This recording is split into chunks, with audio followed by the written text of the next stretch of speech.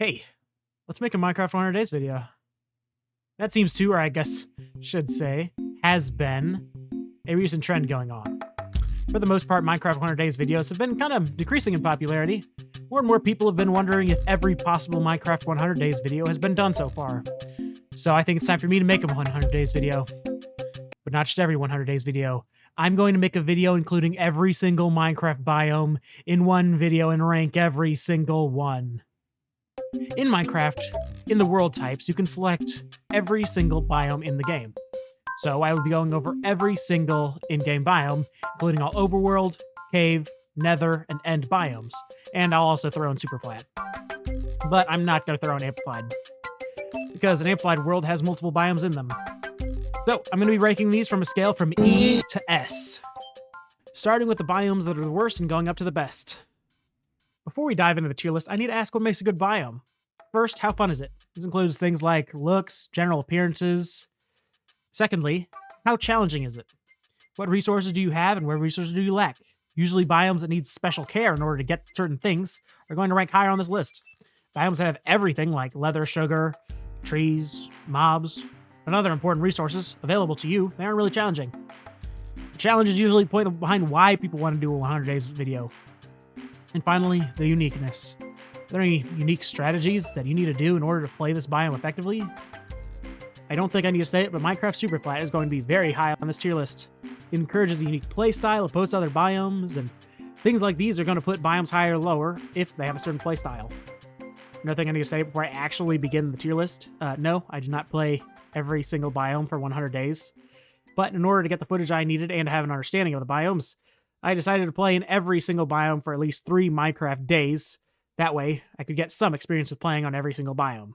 However, I'm pretty confident I'm missing some information on most biomes, but I hope I got what I needed to have an informed opinion. Finally, all footage of me playing every single biome was streamed over on my Twitch, link in the description. And without further ado, let's get on with the list. Number 65 through 62. Starting off in the E tier, we have the biomes that are broken, and that is biomes that you could play in creative mode, but if you were to attempt to do a Minecraft 100 days, there are no resources, no naturally generating structures, and no mobs.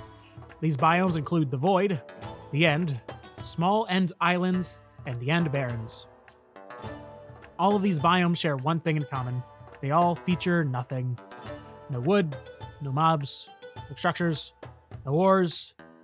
Some of the other End biomes are going to do a little bit better because they have End cities, but here, there is nothing valuable of any kind. There's one layer of grass and nothing but stone underneath.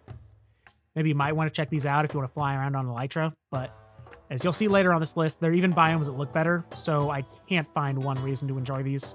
Throw them in the garbage, set them on fire. Let's get on to the actual playable biomes.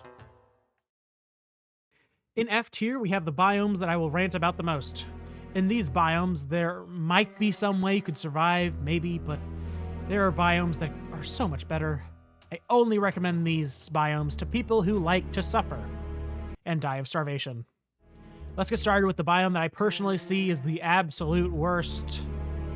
Number 61, the Basalt Delta. The Basalt Delta is so bad, it can burn in its own lava. The only generated structure here you'll find is the Nether Fortress. It contains no food, no wood, and no reason to play this biome. There might be a way to access the Nether from this biome, but if there is, I didn't find one. This place is terrible. I do not know why you'd play this. Nextly, we have, at number 60, Stony Shore, and number 59, Stone Peaks. I really don't know what to say here. No generated structures, no wood except for the occasional mineshaft. I don't know who would want to play on this sad excuse of a biome for hours, to finally get wood just to realize that's the only sign of happiness you're going to get from playing a depressing, sad set of biomes like these. I'll slightly give the edge to Stony Peaks because it looks a little bit better, but both are terrible. Let's move on. Welcome to D tier. What separates D tier from F tier, you might ask? Whereas worlds in the F tier are completely terrible, all the biomes in D tier, there might be something, even one thing that makes it slightly enjoyable. Although they're not all absolute garbage, they're only mostly garbage. Starting off with the biome that I can barely say stays out of F tier, number 58, Soul Sand Valley. Soul Sand Valley is the definition of chaos. Infinite gas are flying around, and similarly, only has nether fortresses to look forward to. You'll have some fun in the first 2 minutes running from ghasts, but you'll soon realize that there's pretty much nothing else redeeming here. Next up, number 57, Nether Wastes. In the Nether Waste, you gain the Bastion, which can contain tools, armor, and weapons, and most importantly, food. Let me explain. You see, the game recognizes what the Bastion is and will spawn piglins, but since the piglins are technically in the overworld, they'll turn into zombified pigmen, which can be turned into rotten flesh and then eaten. So you can finally eat and survive here, but do you really want to spend 100 days eating rotten flesh alone? Since there's no naturally spawning wood, this biome can be fun for a moment, but it will become miserable. Let's get on to the next one. Number 56, Dripstone Caves. First off, this place looks so bad. We have a beautiful array of browns and grays. Secondly, there's no natural food source other than punching zombies to death and eating rotten flesh. But maybe they'll drop a potato or a carrot. Unfortunately, that won't be too helpful because wood does not naturally generate in this biome, other than the mineshaft, but if you're using your fists, good luck. Number 55, Ice Spikes. I think by now you can guess what I'm going to say. No trees, but I can't say there's no structures at all. You do have ruined nether portals. Nether portals are great for early tools and blocks. This biome also has the mineshaft, but here's the thing, with no tools, the only way you can find a wood source is by either being extremely lucky and finding one in a cave or cheating. So I'm putting ice spikes here. You do have a food source that isn't run flesh though. You have rabbits. So that's a big plus. Great job, Ice Spikes. Instead of being placed number 56, you got number 55. Hopefully the next biome will be better. Well, at some point there are going to be ties, and number 54 and 53 is a tie between two biomes that are exactly the same. That being End Midlands and End Highlands. If I had to choose, I'd say number 54 would be End Midlands and number 53 would be End Highlands. Both of these biomes are really fun, but there's no food. So eventually you're going to die from hunger. They both have end cities which contain a lot of loot, but no food, so this is where I'm putting them. Number 52, the Warped Forest. No wood. In terms of structures, they're the nether fortresses and bastions. Overall, not too bad, but without wood, it's going to get boring after a while. Number 51, rounding out D tier, we have the Mushroom Fields. I don't really know how much hate I'm going to get for this, but I'm putting Mushroom Fields in D tier for the same reason I put these other biomes. No trees, except for finding a rare mineshaft, but if you're playing without cheating, it's going to be nearly impossible to find one. Yes, the biome looks cool with the giant mushrooms, and yes, you can technically punch cows for infinite food, but this is as far as I can put the Mushroom Fields. So let's move on to C tier. All right, C tier. Places where you could actually play and have some fun. Starting off in C tier, we have number 50, Frozen Peaks. Firstly, a very cool looking biome. The mountains look really cool, and secondly, you have a natural food source, if a little dangerous, in the form of pillager outposts generating here. Also, one thing you could get from the chests at the top of these outposts are potatoes and carrots, a farmable food source. This is the first biome where I could actually spend 100 days here. It'd be really difficult, but definitely possible. If you're looking for a tough challenge where you're extremely limited, try this one out. Or you try the next one, which is very, very similar. Number 49, Jagged Peaks. Jagged Peaks plays nearly identical to Frozen Peaks, but instead of the floor being packed ice, it's stone. Both biomes, however, have pillager outposts, and I slightly recommend them both. Number 48, going from mountainous to tropical, we have the beach. Another biome that if somebody told me to play this, I think I would. The main thing you need to do on the beach is finding shipwrecks. Shipwrecks will be your number one structure for getting anything in these 100 days. In some chests on these ships, you can find multiple wood types, armor for the early game, and yep, carrots and potatoes. Even bamboo and pumpkins, surprisingly. However, sunken boats are the only major structure you're going to find in abundance, so after you find 7 or 8 of them, you're pretty much done when it comes to finding new things. So I think the first 20 days on the beach will be really fun, but for 100 days, I would suspect you'd get pretty bored of beach only. Still, I had a fun experience. I can say the same for number 47, Snowy Beach. Snowy Beach is the beach, but with a layer of snow on top. So you could make some snowmen.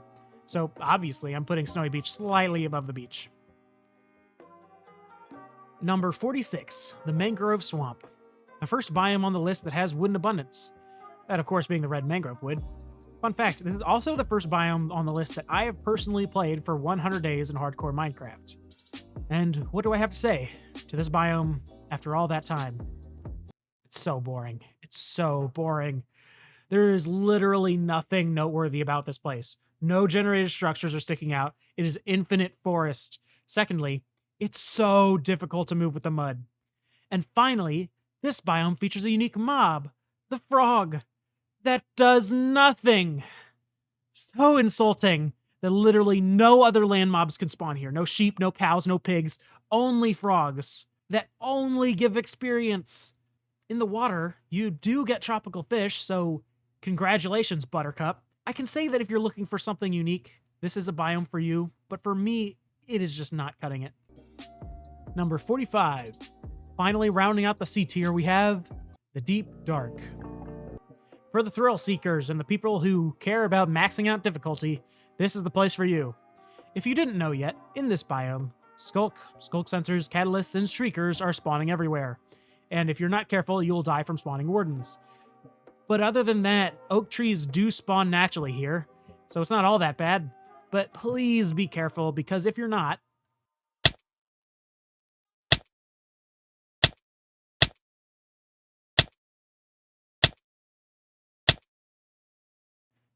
B tier, or as I call it, the boring tier. All biomes in the B tier are not very challenging and also not very fun.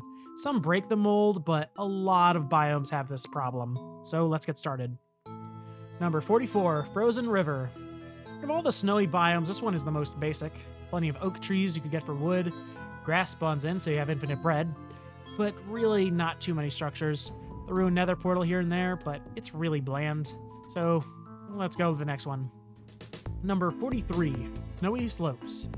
This biome might look the same as Frozen River, but it has a few things that make it better. Firstly, it just feels much more unique. Watch your step here because there's powdered snow everywhere. Secondly, there are plenty of structures to find here. In addition to mine shafts and ruined nether portals that you would find everywhere, there's also pillager outposts for food and wood types. Also, you have the rare igloo. A great place to find some villagers in the early game and get some resources. Overall, I'd recommend Snowy Slopes over the Frozen River any day.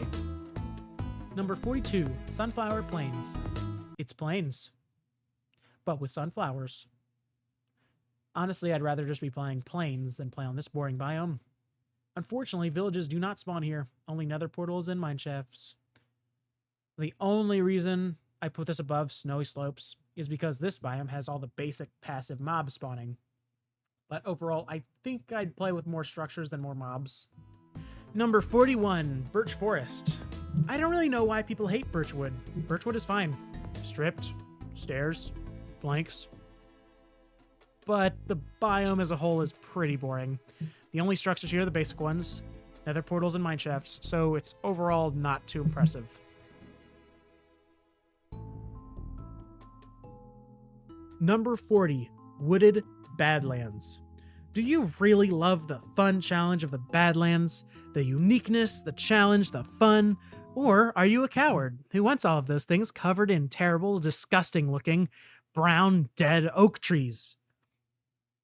A brief foreshadowing, but Badlands is an amazing biome. The great balance of difficulty, but fun.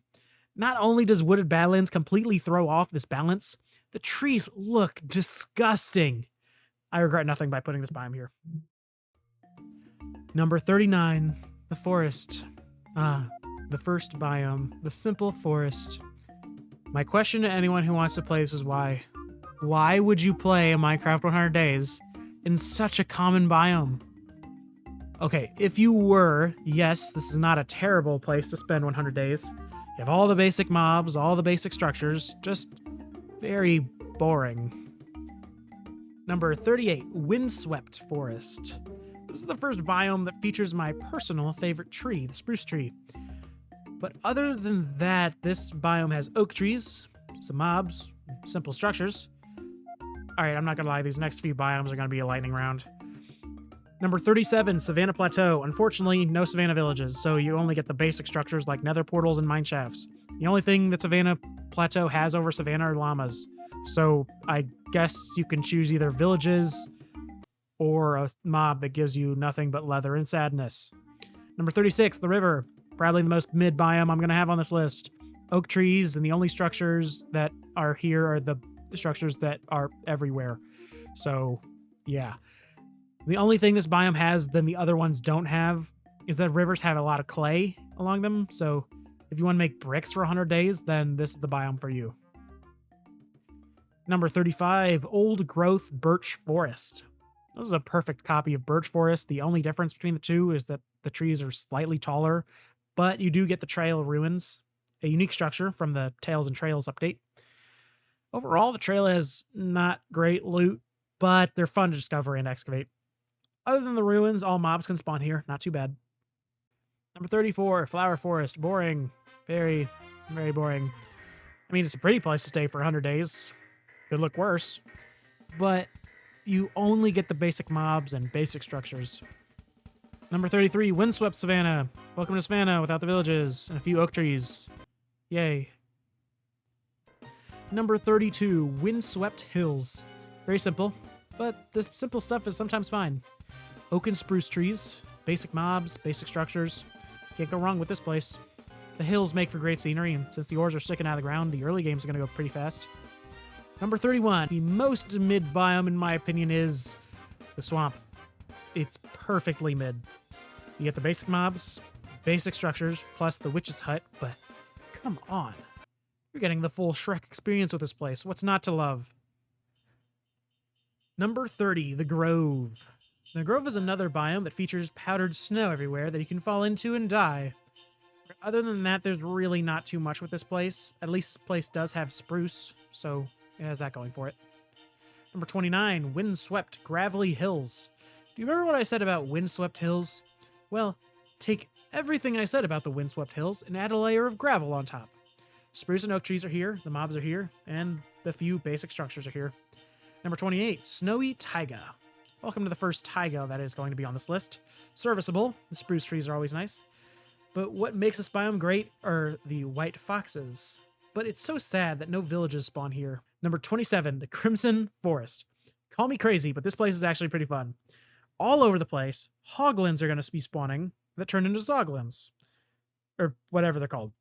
Anywho, if you can kill the hoglins fast enough before they transform into zoglins, you get pork chops.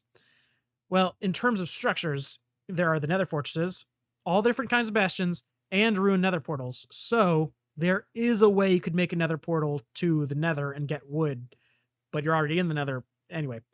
Overall, it was a really fun challenge to gather the resources to make a portal to the nether in the nether and go get wood. Number 26, the plains. We have the humble plains. The first biome that has a village connected to it. I really don't know why you'd be challenging yourself by playing 100 days in the plains biome, but it's not a bad biome at all. So let's continue. Finally, ending B tier, we have the meadow. A beautiful biome, but not too many structures. You have all the basic mobs, including the abundance of bees, which I guess separates it from the other ones. It'll make for a decent experience, but let's get on to the A tier. A tier. All these biomes I wholly endorse making Minecraft 100 days. More structures and more fun, but also in some ways more challenging. Let's start off with number 24, the Cherry Blossom Grove. Such a unique looking biome. I had so much fun playing here. You gain the unique wood type, the cherry wood. All the mobs can spawn here. All the basic structures are here. I enjoyed playing it so much, I built a house and a farm. I highly recommend you try this place out. Number 23, the Sparse Jungle. I really love jungle wood. And I love the jungle in general. But unfortunately, one of the best things about the jungle, that being the jungle temple, is nowhere to be seen in the sparse jungle. It's a bit of a trade-off. In the sparse jungle, you have much more space to build, but no pandas, ocelots, or jungle temples. I still enjoyed it. Number 22, the taiga. I'll be brief when describing the taiga. Oak and spruce trees, unique food sources in the form of wild berries and pumpkins scattered around. Taiga villages encourage you to get out there and explore. I really love this place. A little too easy for my taste, but it's going in A tier. Very fun. Number 21, the ocean. All right, let's talk ocean biomes. In the current state of the game, all ocean biomes are bugged. I considered leaving off these biomes from the list or putting them all in E tier, but when I played them, they were so much fun. So, the way the ocean biomes work is that on the surface, they look exactly like plains or hills, but if you look around, you see shipwrecks and ocean ruins all along the surface where you can find loot. It's a very fun time. I recommend you try this place out, but as you'll see later on the list, there's a lot of ocean biomes, and this one's definitely the most boring. Fun, but you could do better. Number 20, the eroded Badlands. Badlands, but a little more difficult to traverse. A really cool looking biome that encourages unique strategies. Just an amazing experience. Number 19, the Bamboo Jungle. This is just a really great time. The bamboo wood, the jungle wood, pandas, parrots, ocelots. You can also find the jungle temple, a very fun structure that encourages you to explore. A great biome that I encourage you to play for 100 days. Number 18, Old Growth Spruce Taiga. Great biome, huge spruce trees, trail ruins for loot, berries, and foxes. No complaints here. A very fun time, and I highly recommend you try this for 100 days. Number 17, Savannah. Such a great place to spend 100 days.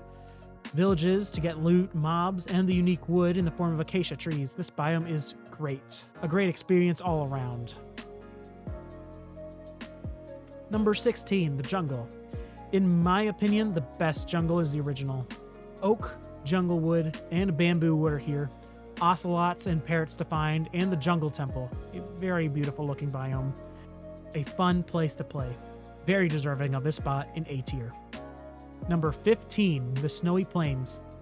Easily the best snowy biome is the Snowy Plains. This biome has so many things that make it unique and fun. First off, there are not too many trees, but the trees you do get are spruce and oak. Also, there are a lot of different structures here. Mine shafts, nether portals, villages, pillager outposts, and igloos. This is one of the best biomes for exploring. I think this is the biome I'm most excited to revisit in the future. Number 14, the Warm Ocean. A step up from the basic ocean biome. Much more challenging. Instead of the floor being grass blocks, it's sand. In addition, the ocean ruins contain different loot based on the type of ocean biome. Generally, all the loot from the warmer ocean biomes tend to be better than the colder options. But there's a lot of ocean biomes, so let's keep going. Number 13, Deep Frozen Ocean. It has ice. Good job. Number 12, the Dark Forest. An amazing biome. Multiple trees to get, all mobs available. Finally, you have the unique structure, the Woodland Mansion, spawning all over the place. Super fun, a great challenge. The Dark Forest encourages all mobs to spawn at all times due to how close the trees spawn. A tier. Number 11, the Badlands. This is such an amazing challenge to the 100 Days genre. One of the best easily. You'll need to play differently to thrive here. A beautiful balance between fun and difficult. It might be teetering on a little too difficult, but such a great time you'll have here. I highly recommend it. Ocean Off. Number 10, Cold Ocean. Good time, enough said. Next. Number 9, Frozen Ocean. Yep, it's an ocean. Number 8, Deep Ocean. Yep, exactly the same. Well, in this biome, you do have the ocean monuments, so go with these ones. Number 7, the Deep Cold Ocean. It's the exact same as the Cold Ocean. You have ruins, nether portals, mine shafts, and the ocean monument. Number 6, Lukewarm Ocean. No ocean monument here, but the loot in the ruins is much better. Also, it looks better. Number 5, Old Growth Pine Taiga. Everything is so beautiful here. Foxes, trail ruins. If you're going to play an old growth biome, this is easily the best. And number 4, the final ocean biome. And the best ocean biome goes to the Deep Lukewarm Ocean. Easily the best by far. This place has shipwrecks, nether portals, ocean monuments, and this is the only biome where you can get the sniffer egg from ocean ruins. Very replayable, balanced between fun, challenging, unique. You know what? This is our first entrance into the beloved S tier.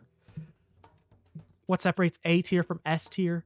S tier must be beautiful, extremely fun, and a perfect challenge. Let's continue. Number 3, Minecraft Super Flat. This is easily the most unique option that you have. If you are someone who doesn't want to steal from villagers, this place is not for you. But for anyone else, this is a beautiful challenge. This place would easily be number 1 if it only had the stronghold.